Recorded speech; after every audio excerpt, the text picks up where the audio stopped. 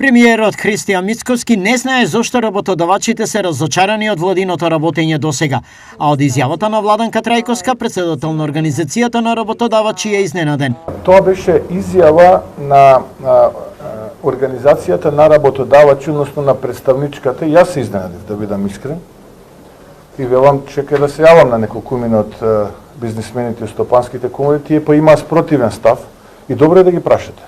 Добро е да ги прашате стопанските комори да ви го дадат ставот, а и добро е да прашате зошто председателката на Организацијата на работодавачи имаше таква позиција без да консултира никој од работодавачите. За подсетување, 100-дневното работење на владата од страна на Трајковска беше оценето како ништо. Она што очекувавме беа многу високи очекувања, не добивме речиси ништо.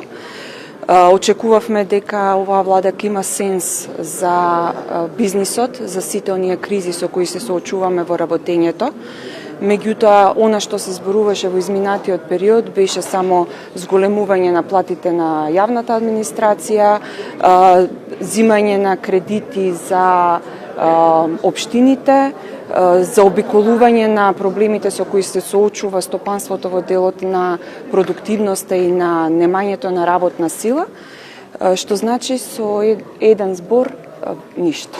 Воздржано незадоволство искаже и од Сојузот на синдикатите на Македонија, очекувајќи дека со владата наскоро ќе најдат начин за зголемување на минималната плата на 400 евра.